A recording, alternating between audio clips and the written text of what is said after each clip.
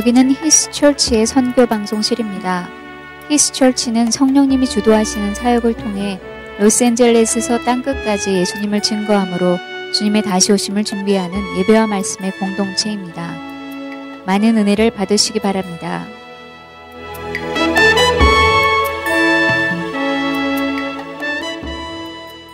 빌립보서 2장 5절부터 8절까지의 말씀을 저와 여러분이 합독합니다. 첫 번째 절부터 끝절까지 같이 읽습니다.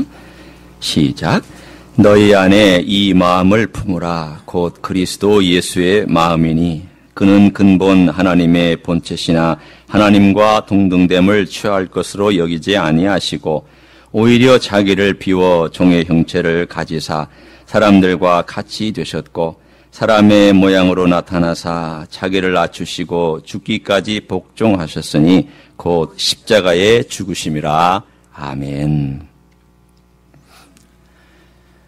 몇 년 전에 아프니까 청춘이다 라고 하는 책을 쓴 그 김난도 교수의 책이 유행한 적이 있습니다. 좌절하고 절망 가운데 있는 청춘들을 위로하기 위해서 쓴 책이라는 그러한 부제가 붙어 있었죠. 그것 때문에 많은 패러디가 일어났습니다. 아프니까 중년이다. 또 아프니까 노년이다. 또 다 아프대. 한 번 사람들이 아프다고 하니까 나도 아프다. 너도 아프다.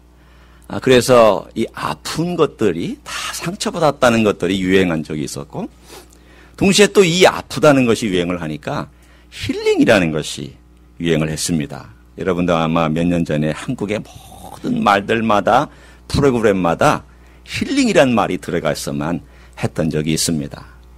나도 힐링이 필요해. 저쪽 사람도 힐링이 필요해. 그러니까 아니 다 아프고 다 힐링이 필요하면 누가 힐링해 주지? 라고 하는 그런 자주 섞인 말까지도 돌아다녔던 적이 있습니다. 왜 우리는 이렇게 사실은 드러내지 않았을 뿐이지 아프고 또 상처도 있고 이렇게 힘든 그런 인생을 살아가게 될까요? 물론 여러분 다 정답은 어느 정도 알고 있습니다. 그러나 제가 표현하고 싶은 것은 이것입니다. 우리 인생이 꼬였기 때문입니다. 참 우리 인생은 제가 22년 한국에서의 목회를 하고 나서 내린 결론, 좀 부정적인 거지만 크리스찬을 포함한, 목사를 포함한 우리 인생의 결론은 뭐냐? 꼬였다라는 그 한 가지 사실에 대하여 저는 자신 있게 얘기할 수 있습니다. 우리 인생이 참 그런 면에서는 어떤 면으로 보면 좀 어두운 거죠. 여러분 어벤져스라는 영화를 보셨습니까? 그게 그런 영화도 있느냐고 아마도 하시는 분도 계실 거예요. 우리 교회 분들은 영화 잘 안 보고 계셔요. 바쁘기도 하시고 또 뭐 그러기도 하시겠지만 이 어벤져스라는 영화가 있어요. 거기에 보면은 로버트 다우니 주니어라고 하는 잘생긴 미남 배우가 나옵니다. 여러분도 보시면 미남일 수도 있고 아닐 수도 있어요. 뭐 좋아하는 타입일 수도 있고 아닐 수도 있어요. 사람마다 미남에 대한 이 정의가 다르니까. 그러나 제가 볼 때는 참 매력적인 배우예요. 남자가 봤을 때에도 굉장히 풍부한 캐릭터, 퍼스널리티, 또 얼굴 모습 이런 모든 거에 대하여 마약에도 막 쪄들어봤다가 타락해 봤다가 다시 회복되어서 나온 그런 영화 배우인데 이 사람이 아이언맨이라고 하는 유명한 그 영화 시리즈의 주인공입니다. 스타크라고 하는 주인공 이름으로 나오는데 이 어벤져스라고 하는 것은 그러한 영웅들을 뭉쳐놓은 겁니다. 영웅들이 굉장히 많이 나오죠.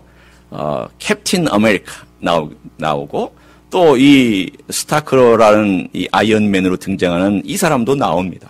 근데 그 가운데 영화 가운데 이 어벤져스라는 영화 가운데 영웅들끼리 서로 뭐 어떤 어려움 일이 생기고 다툼이 생겨가지고 이제는 이 어두운 면을 인정하지 않거나 혹은 어두운 면을 모르고 있거나 혹은 이 어두운 면을 드러내지 않으려고 하는 그 인간이 사실은 두려운 인간이다는 믿지 않은 인간이다라는 그런 뜻이죠. 사실은 우리의 삶 가운데서 제일 두려운 것은 외부적인 적이 아닙니다. 제일 두려운 것은 돈도 아닙니다. 제일 두려운 것은 사람도 아닙니다. 제일 두려운 것은 내 안에 있습니다.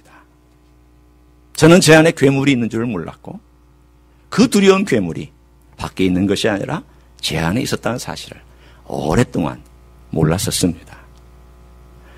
저는 아마도 오늘 이 두려움 시리즈의 제일 마지막 부분을 장식하게 될 것입니다. 그런데 이 두려운 부분 가운데서 제일 숨겨진 두려움, 밝히기 어려운 두려움, 꺼내기 어려운 두려움, 그리고 인정하고 싶지 않은 두려움, 어쩌면 그 두려운 괴물에 대한 내용을 오늘 다루고자 합니다. 어쩌면 저의 이야기가 많이 등장을 할 거예요. 그렇지만 여러분은 그 이야기에 대해서 한 목사의 간증 겸 또 이 말씀이구나라는 것을 감안하시고 들어줬으면 좋겠습니다. 저는 착한 사람이었습니다. So called. 그리고 저는 착한 줄 알았습니다. 저는 모범생이었습니다. 모범생처럼 보이죠? 그리고 모범생처럼 살았습니다. 공부 잘했습니다. 운동도 잘했습니다. 사람들이 인정해 줬습니다. 이름도 빼어날 숫자에다 헤엄칠 영자니 얼마나 빼어나게 헤엄을 쳤겠습니까? 많은 면에서 인정받고 그래서 사람들에게 착하다고 인정받는 것이 뭔가를 알고 저는 그렇게 행동할 줄도 압니다. 다른 사람들 앞에서 전혀 그 사람들 기분 나쁘게 하지 않은 행동을 할 줄도 알았던 사람이었습니다. 그런 점에서 집안에서도 제가 밖에 나가서 무슨 일을 하는지는 모르지만 집안에서는 다 저를 착하다고 인정해 줬습니다. 또 집안의 그 규범과 크리스찬 가정의 규칙에 어긋나지 않도록 저는 행동을 했고 물론 가끔 벗어나긴 했지만 그러나 들키지 않게 벗어났지 들키게 벗어난 적은 없습니다. 그 안에서 저는 어느 정도 따라가며 그렇게 살았습니다. 그렇게 자라왔습니다. 내가 원하는 건 어느 정도 해놨고 내가 원하는 건 어느 정도 가졌습니다. 완벽하진 않아도 취했습니다. 종교 생활도 마찬가지입니다.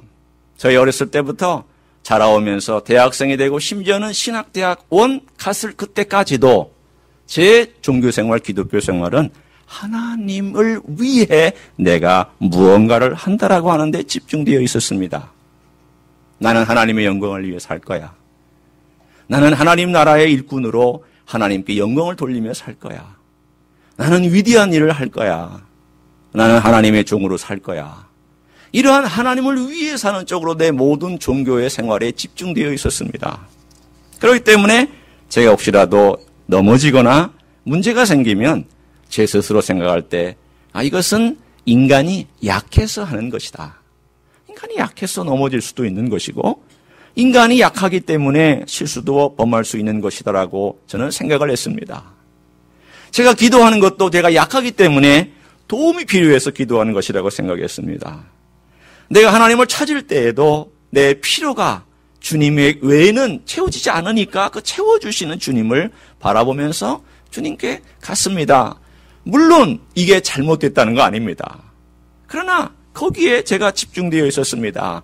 모든 시스템은 다 내 중심으로 돌아갔습니다. 내가 약할 때 주님 찾고 내 필요가 공급되어져야만 할 때 주님을 찾았고 십자가라는 것도 내가 약하기 때문에 주님께서 나의 약함을 위해서 돌아가신 것이다 라고 하는 그런 쪽에 많이 집중되어 있었습니다. 나는 주님을 기쁘게 드리는 사람이 되고 나는 주님께 영광을 돌리는 사람이 되고 나는 종교적인 규범과 규칙을 잘 따라서 그 규범대로 내가 살아가면서 사람들에게나 많은 사람들에게 열심히 있는 그리스도인으로 보는 되는 삶을 살아야 된다라고 하는 것이 제 안에 갖춰져 있었습니다. 저는 열심히 기도했습니다. 젊었을 때나 어렸을 때나 기도를 얼마나 열심히 했는지 어른들이 저보고 그런 얘기를 했습니다. 기도하려면 저렇게 해야 된다고. 저 학생처럼 해야 된다고.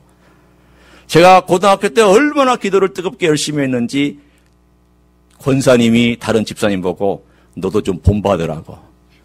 제가 그 얘기를 들으면서 얼마나 기분이 뿌듯했는지 모릅니다. 내가 집사님들의 본이 되고 있구나. 고등학생 때 받는 아마도 제 마음의 교만한 마음이 거기서부터 더 강화되기 시작했는지 모릅니다. 그런 삶을 제가 살았던 그러한 하나의 과정 속에서 제 자신은 제 자신의 시스템을 갖췄습니다. 어떤 시스템이냐면 내가 갖고 있는 정교한 종교라는 틀 안에서 하나님도 잘 들어오지 못하는 착한 시스템. 그리고 남들도 내 기준과 내가 가지고 있는 그 시스템 안에 판단하고 때로는 정죄하는 그 시스템을 나는 견고하게 내 안에 갖고 있었습니다. 저는 그 착한 시스템이 하나님을 거역하는 시스템이 될 줄은 몰랐습니다. 아니, 될 줄은 모르는 것이 아니라 그랬다는 사실을 저는 몰랐습니다. 내 안에 있는 이 착한 것이 얼마나 견고하게 하나님을 거절하고 있었고 견고하게 십자가의 반대편에서 서서 내가 착하니까, 나는 이렇게 규율을 지키고 있으니까, 나는 이렇게 기도하니까, 나는 이렇게 하나님을 섬기니까, 나는 이렇게 열정을 갖고 있으니까, 나는 이렇게 신학을 공부했으니까, 나는 이렇게 성경 지식을 갖고 있으니까, 이렇게 나는 예수님을 알고 있으니까 라고 하는 수많은 변명들과 수많은 이야기들로 저를 무장했습니다.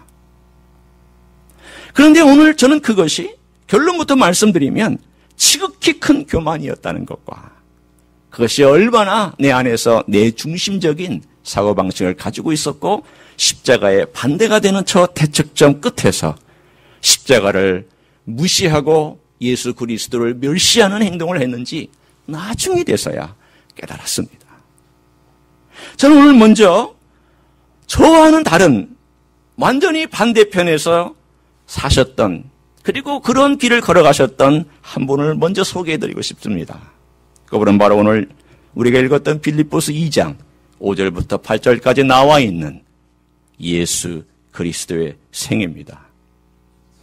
오늘 예수 그리스도의 생애를 가만히 보면 오늘 여기 너의 이 마음을 품으라는 명령 다음에 예수 그리스도의 마음이 어떤 마음인가를 소개하고 있는데, 여러분이 아마 6절, 7절, 8절을 읽으면서 이렇게 정확하고 정교하고 그야말로 엑기스같이 예수 그리스도의 생애를 요약해놓은 다른 군대가 아마 없을 것입니다.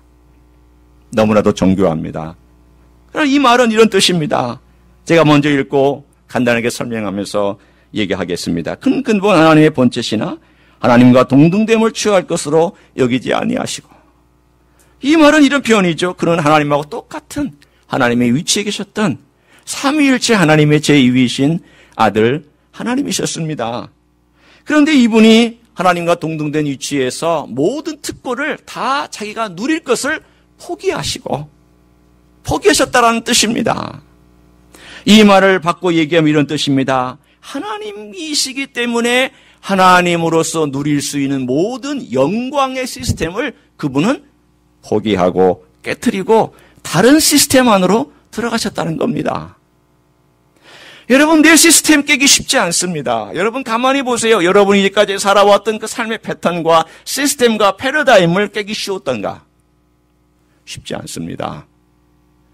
내가 사다리를 타고 올라가는 건 쉬워도 사다리를 타고 내려가면서 그것도 내 본질 자체를 바꿔가면서 살아가는 것은, 이것은 정말 불가능한 일입니다. 여러분, 저는 이렇게 생각했습니다. 이 구절을 보면서 천지창조는 하나님께 쉬운 것이다. 여러분, 전능하신 하나님이 하늘과 땅을 만드신 것이 어려운 일입니까? 어려운 일 아닙니다. 쉬운 일입니다. 하나님께서 말씀 한마디로 이 하늘과 땅을 지으시고 인간을 만드신 것이 어려운 일입니까? 쉬운 일입니다. 전지전능한 신이라면 하실 수 있습니다. 하나님께서 자기 영광과 자기의 존귀와 자기의 모든 것을 누리시고 모든 사람들에게 그러한 말씀을 우레와 번개와 천둥과 엄청난 것들로 사람들에게 말씀하실 때 사람들이 두려워 떠는 것, 그 당연한 것 아니겠습니까? 당연합니다. 문제는 무엇이 어렵느냐 하면 하나님께서 신이신데, 자기가 하나님이신데 그 하나님이 누려야 될 모든 시스템을 깨고 이 땅에 내려오셔서 인간의 시스템 안으로 완벽하게 순응하고 그 안에 들어왔다고 하는 자체는, 이것은 사실은 이해가 안 되는 일입니다. 저는 지금도 이해 안 됩니다. 이해 안 됩니다. 저는 천지창조는 이해됩니다. 죄송합니다. 저는 예수님 우리가 그러신 거 하나님이시니까 그러실 수 있다고 저는 생각합니다. 이해됩니다. 저는 논리적으로 저는 가능하다고 생각하지만, 그냥 논리적으로 가능하지 않은 한 가지 사건이 있는데 그게 뭐냐면 하나님이 인간이 되셨다는 겁니다. 논리적으로 이거 역행입니다. 역설입니다. 이건 논리적으로 말이 안 됩니다. 이건 받아들이기 어려운 부분입니다. 아니 어떻게 자기 시스템을 자기가 포기하냐 말이야. 어떻게 내가 누리는 이 영광을 내가 스스로 부인하고 이 땅에 내려오자 말이에요. 저는 이해가 안 됩니다. 뿐만 아니라 7절 이렇게 말씀합니다. 오히려 자기를 비워 종의 형체를 가지사 사람들과 같이 되셨다. 자기를 완전히 비웠다고 그랬습니다. 적절하게 비운 거 아닙니다. 여러분, 적절하게 비우면 항상 문제가 됩니다. 주님께서 적절하게 신이시고 적절하게 인간이시면 어느 때는 신으로 확 활동하시다가 어느 때는 인간으로 활동하시다가 얼마든지 그렇게 하실 수 있습니다. 그러나 우리 주님이 땅에 오셔서 자기 자신을 위하여 신적인 영광과 능력과 그리고 특권을 한 번도 행사하지 않았습니다. 만약 여러분이 사복음서에서 예수님이 자기 자신을 위하여 신적인 능력을 행하고 자기 이익을 취한 것이 있다면 한 가지라도 있다면 여러분 발견하시면 저한테 좀 찾아와서 말씀해 주십시오. 한 번도 자기 이익과 자기 영광을 위하여 신적인 능력을 사용하지 않았습니다. 완전히 인간으로서 인간의 굴레와 인간의 약함과 인간의 취할 위험과 노출되는 모든 것들을 그분은 다 취하고 인간으로서 끝까지 사셨습니다. 8절입니다. 사람의 모양으로 나타나사 자기를 낮추시고 죽기까지 복종하셨으니 곧 십자가에 죽으심이라. 그 인간으로서 자기의 시스템을 깨고 인간의 시스템으로 와서 인간 안에서 인간으로서 인간의 모든 죄와 인간이 가지고 있는 모든 것까지 다 짊어지고 인간이 죽을 수 있는 가장 최저점에서 여러분 하나님께서 인간이 되었다는 것조차가 최저점이 된 것이죠. 그러나 인간으로서 최저점까지도 그야말로 밑바닥 중에 밑바닥까지 내려가셔서 인간이 죽을 수 있는 가장 비참하고 가장 저주스러운 죽음을 죽으신 거기까지 우리 예수님은 자기를 부인하셨다라고 오늘 성경은 말씀하고 있습니다. 여러분, 기독교는 잘 살기 위한 종교 아닙니다. 오해하지 마세요. 그러면 기독교가 잘 못 살아야 되느냐? 늘 고난받고 늘 힘들고 늘 아프고 늘 그냥 마음 가운데 거룩함을 위해서 인상 탁 찌푸리고 그렇게 살아야 되느냐? 전 그거 얘기하는 거 아닙니다.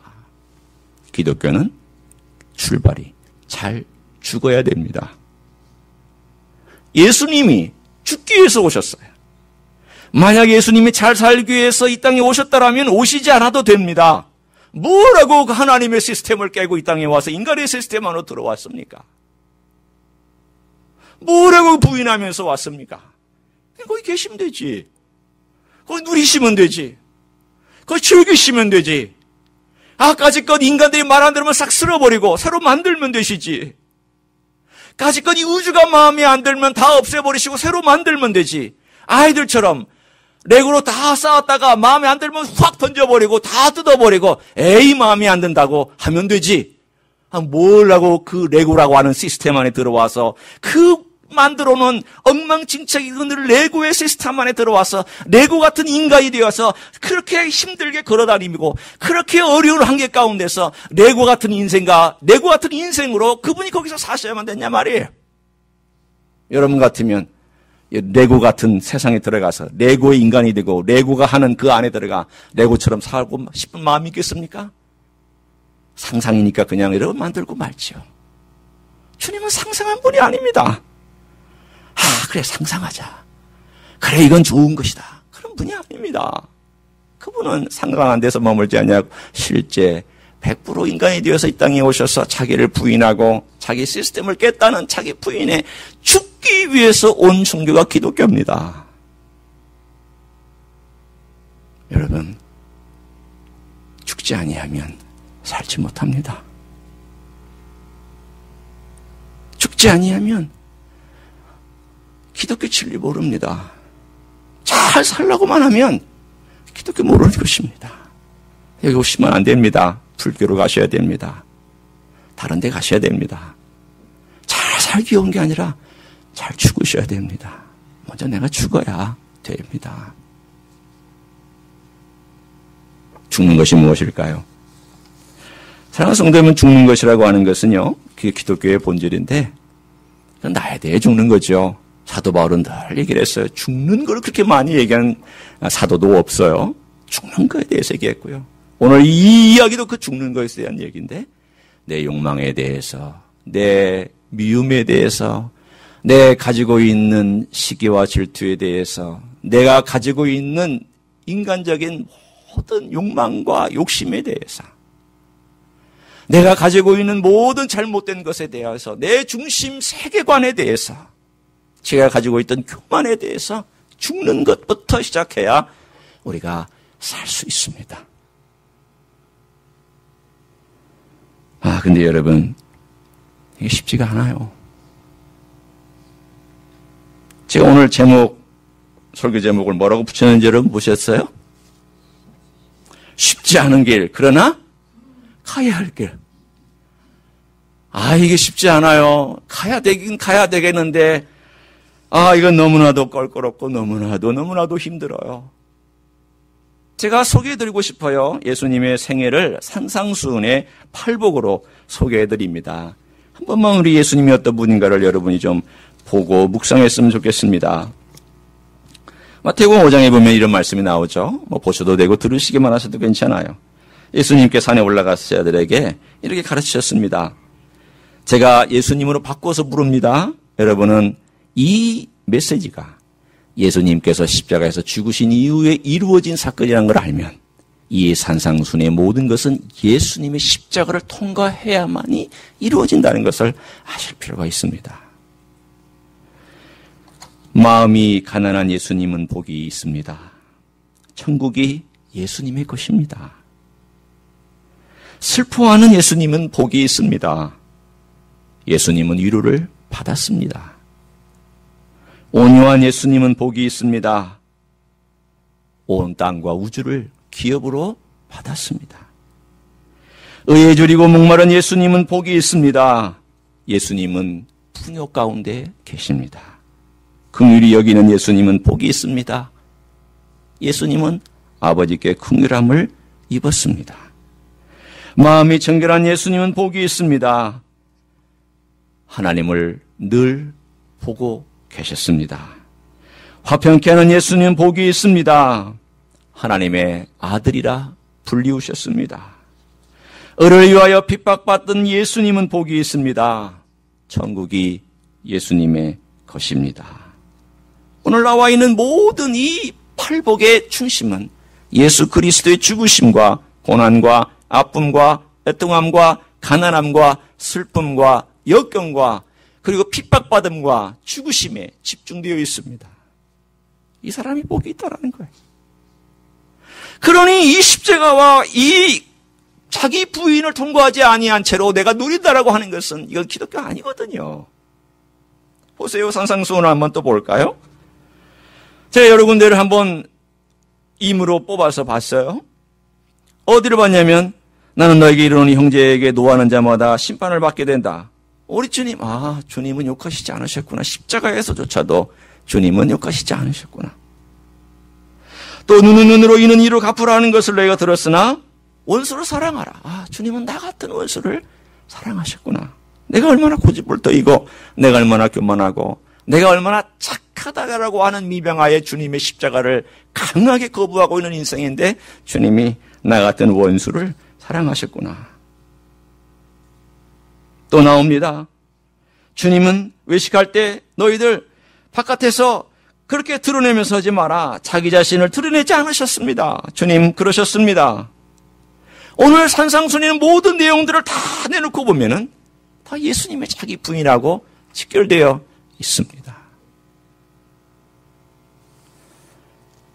사랑하는 성도 여러분, 나는 주님을 몰랐던 게 아니에요.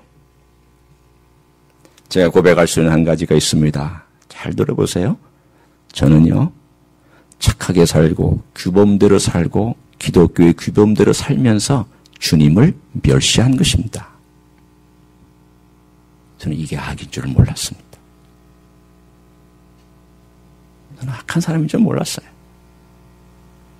겸손은 겸양이 아니에요. 제가 뭐요? 겸손은 겸양이 아니에요. 여기서 말하는 정말 진정한 기독교 겸손이란 건 뭐냐면 자기 자신을 비난할 줄 아는 거고요. 자기 자신의 모습을 비판할 줄 아는 거고, 내 안에 괴물이 있다는 것을 바라보고 인정할 줄 아는 것이고, 그것을 주님 앞에 드러내놓고 고백할 줄 아는 것, 그게 바로 겸손입니다.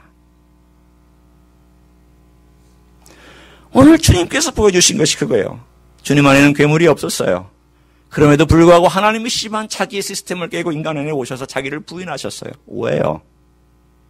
우리를 사랑하시기 때문이죠. 하나님께 순종하기 위해 때문이죠. 기꺼이 이 일을 본인이 가시기 위해서 하셨죠. 그러나 이 모든 과정 속에서 주님께서 보여주신 것은 뭘 보여주셨냐면, 나는 내 것을 내가 스스로 취하며 내 것을 내 것이라고 말하지 않겠다. 나는 너를 위하여 내 것을 포기하겠다. 나는 너를 위하여 기꺼이 하나님 됨조차도, 나는 하나님이지만 영원히 하나님 됨을 부인할 수 없지만 내가 누릴 수 있는 특권조차도 나는 포기하겠다. 나는 기꺼이 너를 위해서 그렇게 하겠다. 그거예요. 그게 자기 부인이고 그게 겸손이에요. 사실은 제가 이걸 몰랐어요. 저는 이런 교만이 얼마나 하나님 아버지 앞에 강한 건지, 하나님을 멸시하는 건지, 예수님의 십자가를 반대하는 건지, 정말 주님의 반대편에 서 있는 건지를 저는 몰랐어요. 제가 여러 사건들이 있지만 오늘 제가 하나를 소개하면서 제가 깨달았던 것을 여러분에게 나눠드리고 싶습니다. 그것은 결혼하면서 제가 제 아내 될 여인을 위하여 제가 이렇게 각오를 했습니다. 내가 정말 잘해주리라. 정말 잘해주리라. 굳게 결심을 했습니다. 남자가 결심하면 또 하잖아요. 그런데 저는 어떤 사람이었습니까? 모범생이죠. 그리고 남의 필요에 대해서는 둔감한 사람이었습니다. 또 남자 위주의 떠받들어주는 가정 환경에서 자랐습니다.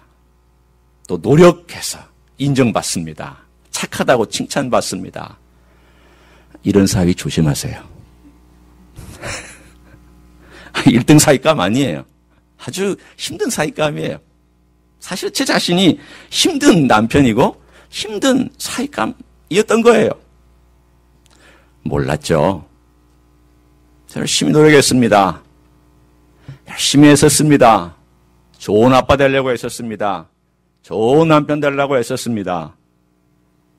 아마도 집사람이 그것은 인정해 줄 것입니다. 여러분 나중에 한번 대체대조 해보시고 비교해 보셔도 괜찮아요. 저는 애 많이 썼어요. 문제는 뭐예요? 애를 쓰면 애를 쓸수록 제 아내는 마음이 힘들어져 가는 거예요. 제가 더 열심을 부으면 열심히 부를수록 제 아내는 더 외로워져 갖고 더 힘들어져 갔어요. 결혼생활 10년이 지나면서 아내가 외로움 때문에 우울증에 걸렸고 천식에 걸렸습니다. 저는 하나님 아버지 앞에서 기도했습니다. 하나님, 왜 그렇습니까? 저는 최선을 다하는데. 나는 내 사랑으로 이 아내를 사랑하고 가족을 사랑하는데 하나님 왜 그렇습니까? 뭐가 문제입니까? 제가 이 기도를 드리면서도 한편으로는 이런 생각도 했습니다. 저 사람이 행복에 겨워서 그러는 거지.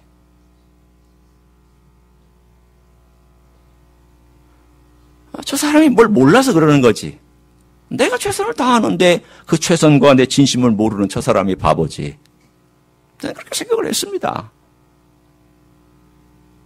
어느 날 하나님 아버지 앞에서 제가 그 문제를 가지고 정말 열심히 기도를 했습니다. 간절히 정말 목숨을 내놓는 것처럼 그 목숨을 내놓을 정도까지 하나님, 도대체 이건 이렇게 해서는 못 살겠습니다. 주님, 저는 해도 뭔지도 모르겠고 어떻게 해야 될지도 모르겠고 이 문제가 심각하고 가정은 이렇게 어려워져 가고 있고 이 마음은 이렇게 그야말로 동거서처럼 무너져 있는 이 상황 속에서 저는 정말 힘듭니다. 차라리 주님 저를 데려가시든지 알게 하시든지 둘 중에 하나를 좀 택해달라고. 주님이 안 데려가셔서 지금 제가 여기 있는 거예요. 기도 참 조심해야 되지만 그러나 그 당시에 제가 정말 절실하게 기도를 했어요. 데려가시든지 그냥 알게 해주시든지 둘 중에 하나를 좀 해달라고 하나님께 기도했어요. 어느 날 제가 기도하고 이렇게 있는데 제 심장이 찌릿찌릿 아픈 겁니다. 여러분 참고로 저는 심장이 튼튼한 편입니다. 부정맥도 없고 아무 문제 없습니다. 그런데 그때가 결혼생활에서 10년 전이니까 한 40 초반이죠. 40 초반이니까 40 초반 40에 제가 심장이 아픈 그런 일도 없었고 전에도 없었고 지금까지도 없어요. 그런 일이 없었어. 그런데 갑자기 찔찔하면서 이런 메시지가 저에게 들려오는 것 같았어요. 네 아내가 이렇게 아프다. 네 아내가 이렇게 아프다. 그게 제 가슴에 그 심장으로 그냥 상상이 아니고 제 이 심장으로 이렇게 찌릿찌릿 아프다. 이러다가 내가 죽을 수도 있겠구나라고 하는 그 심장이 이렇게 느껴지면서 하나님, 아내가 이렇게 아픕니까? 아내가 이렇게 아프다면 왜 그렇습니까? 제가 그걸 느껴지니까 주님 앞에 그 다음 질문을 했습니다. 주님, 왜 그렇습니까? 그러자 주님께서 시간을 두면서 저에게 이렇게 말씀하고 계셨습니다. 네가 네 중심으로 사랑을 주지 않았느냐? 네가 네 중심으로 그렇게 네 아내를 대하지 않았느냐? 네 파라다임과 네 틀 안에 놓고 이 틀 안에 딱 들어오면은 옳고 틀 안에 들어오지 않으면 틀리고 그리고 틀 안에 들어오지 않으면 정죄하고 너 그러지 않았냐? 네 아내는 너의 소속물이 아니다. 하나님께서 제 안에 주신 깨달음이었어요. 그런 가운데 제가 결혼 생활 10년 한 그 순간부터 지금까지 이제 16년이 지났죠. 총 26년 가운데, 10년 가운데 제가 그 틀을 사실은 조금씩 한꺼번에 확 깨지지 않아요. 조금씩 깨는 과정 가운데 지금도 있습니다. 어떻게 있냐면요. 하나님께 항복하는 거예요. 하나님 저 안 됩니다. 저 잘 못합니다. 저는 그 틀 안에서 제가 스스로 빠져나올 수 없습니다. 저는 항복합니다. 주님 저를 도와주십시오. 제 자신 안에 있는 이것이 얼마나 주님을 거절하고 있고 십자가를 거절하고 있고 주님께서 죽으신 그 자기 부인을 제 스스로 거절하고 있는 저는 압니다. 제 안에는 괴물이 있습니다. 이 착하다고 하는 시스템이 주님을 거절하고 주님의 십자가의 은혜를 받지 않으려고 합니다. 제 힘으로 하려고 하고 제 능력으로 하려고 합니다. 주님, 이것이 주님 앞에서 이것이 잘못된 것인 제가 압니다. 주님 용서해 주십시오. 주님 항복합니다. 도와주십시오. 여러분 항복은 이게 항복이죠. 항복은 수시로 해야 됩니다. 한 번으로 이루어지지 않습니다. 평생 항복해야 됩니다. 사건마다 항복해야 됩니다. 일이 터질 때마다 항복해야 됩니다. 문제 생길 때마다 항복해야 됩니다. 아니 그냥 기도할 때 항복하부터 시작해야 됩니다. 항복하고 나서 주님께 주님 제 안에는 사랑이 없네요. 주님 제 안에는 그렇게 사랑할 수 있는 능력도 사랑의 셈이 없습니다. 주님 저는 사랑의 셈이 없습니다. 내 능력으로 사랑하는 것은 주님을 거절하는 것일 것입니다. 제 착함으로 사랑하는 것은 분명히 주님 은혜를 의지하지 아니하고 사랑하는 그것이 될 것입니다. 저에게는 사랑의 셈이 없습니다. 능력도 없습니다. 주님 도와주십시오. 내가 먼저 죽어야 가정이 삽니다. 내가 죽어야 이웃과의 관계가 삽니다. 내가 죽어야 주님의 은혜가 그때 역사하기 시작합니다. 내가 죽어야 주님의 생명이 강하게 나타나기 시작합니다.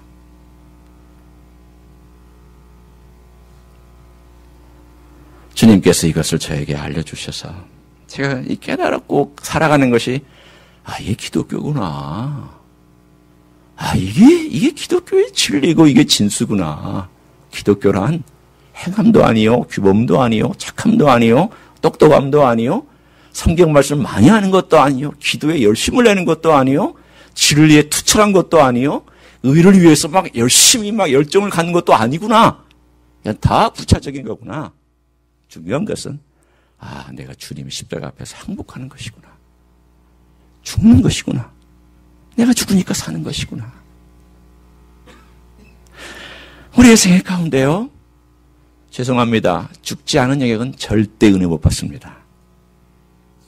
죽어야만 은혜 받고 그 영역 가운데 인간관계도 혹은 하나님과의 관계에서도 또는 물질과의 관계에서도 어떤 내 미래의 계획 면에서도 먼저 주님 앞에 완전히 항복하고 내가 죽고 나서야 주님께서 그것을 가지고 주님의 놀라운 기적을 분명히 이루어 가실 줄로 믿습니다.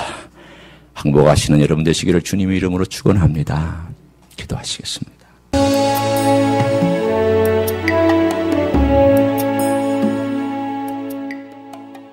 피스처치는 로스앤젤레스에 있는 한인타운과 다운타운의 중간에 위치하고 있습니다.